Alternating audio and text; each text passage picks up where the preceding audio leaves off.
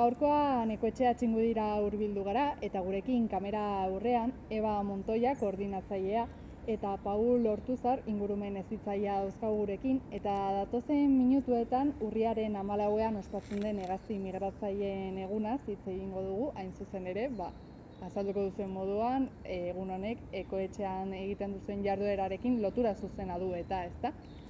Bai, hegazti migratzaileen mundu eguna urtean bitan ospatzen da, bai maiatzan eta urrian. Hegaztien urteko bi bidai hauekin bat egin da. Aurtengo goiburua direz ura hegaztien bizitza mantentzea da, eta hegaztiek behar dituzten ekosistemak eta batez ere ur ekosistema horiek kontserbazioaren alde egiteuen kanpaina bat izango da aurtengoa. Hain zuzen ere, Ekoetxea Txingudi Playa Handin dago, Playa Handi Txingudiko paduren atal bat da, eta horrelako naturaguneak eta ekosistemak kontserbatzeko guk ere parte hartu nahi dugu nolabait, biztanleriari zuzendutako esperientziekin eta da. Eta konta iguzuen, urteko zein garaietan gertatzen da migrazio prozesu hau? Bai, batez ere, udazkenean eta udaberrian, ez?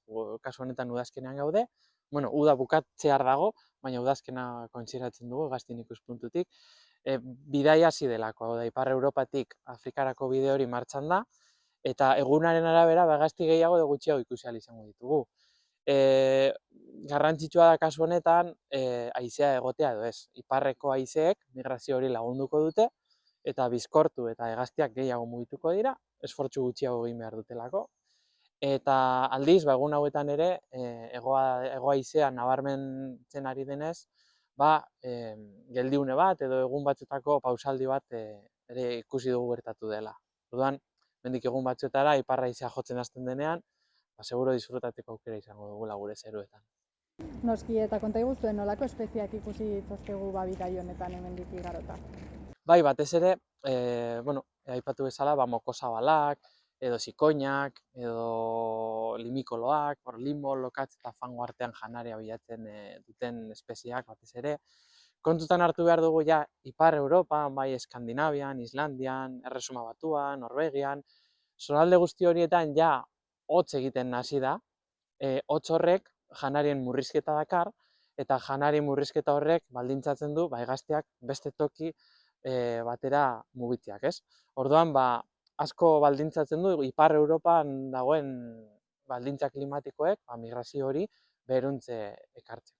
Mokozabalak dira normalean protagonistak direnak, edo itxuraz ere hegazti oso erakargarria da, bere moko xelebre horrengatik, ez? Eta elikatzeko erabiltzen duen modu xelebreangatik.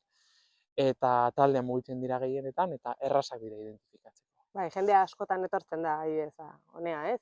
Playa Handiko padurara edo ikustea solako hegaztiak, ez? Eta konta iguzuen, mugaz galdetuta Afrika aipatu duzue, baina ez dakit Afrikako zonalde konkretu batera zuzentzen diren, edo zein dute helmuga bidai hau hasten dutenean? Bai, espeziaren arabera izaten da normalean. Batzuk Andaluzia alde horretan konforme daude, ez dute behar izan gehiago beherantz jaisteko, janari gehiago dagoelako, temperatura aldetik eroso daudelako, baina badaude beste batzuk, enarak adibidez, denok ezagutzen ditugun enarak, subsahariarra direnak, hau da, Saharako desertu guzti hori zeharkatu egiten dute, eta, kilometro desentetaz hitz egiten ari gara, ez? Beste batzuk aldiz, kostaldetik egingo dute migrazio hori, behin Gibraltargo estugunetik pasa, Txinguditik pasatu ostean, nola ez?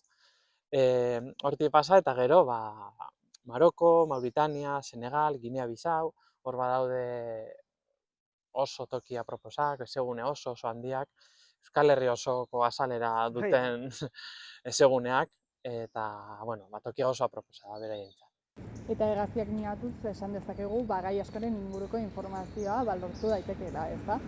Bai, patroi desberdina ditu, espezie bakoitzak azkenean bide bat hartzen du, batzuk gauez migratzen dute, beste batzuk egunez, batzuk bakarka, beste batzuk taldeka, orduan, lehenengo urtean, aurten jaio direnak, oraindik ez daukate esperientziarik apenas, orduan bakarka egan egiten badute, migratzen badute, adibidez arrano arrantzalek, orokorrean banaka egiten dutela bidai hori, gertatu izan da baita, hemen egin diren proiektu desberdinen arabera, Urdaibain, eta ikusi dena, oraindik ez dakitenez, benetan norantz jo behar duten, esperientzia falta horrek askotan bide horretatik desbideratzea dakar, eta gertatu izan da, Sahara desertu erdian hilik aurkitzea ez direlako behar bezala orientatu. Orduan, arrisku batzuk ere baditu migrazio bide horrek, baina, orokorrean, naturako legeak dion bezala ez, indartsuenak aurrera jarraitzen dute.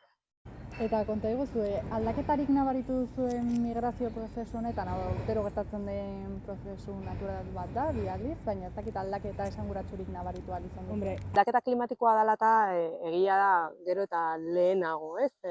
Ikusten direla askotan, bueno, seguntze espeziak, Paulek esatu duen bezala, igual lehenago hasten dira migrazioarekin, lehen beti iraila eta urriko garaiak ziala igual nabarmenak, eta orain ja abuztuan eta espezie batzuk hasten diala, ez?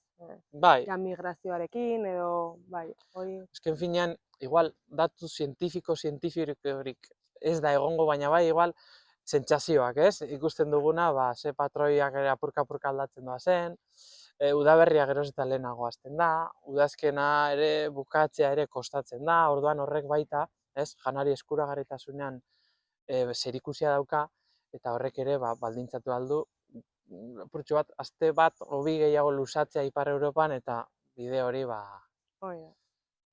aldatzea edo, bai.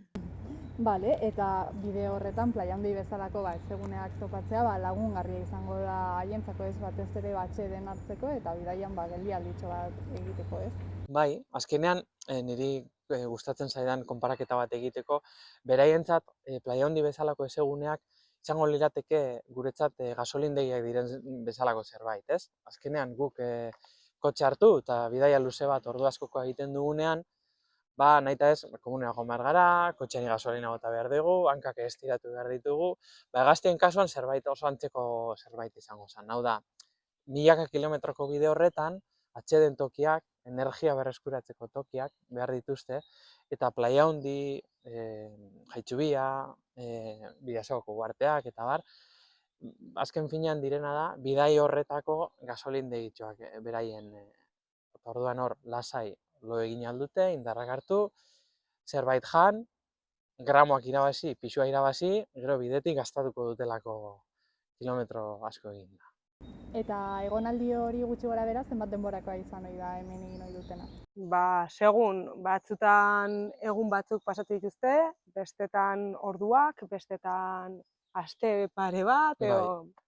Bai, baldintza klimatikoan arabera. Azken finean, aldeko haizea badaude, den azkarrago joango da.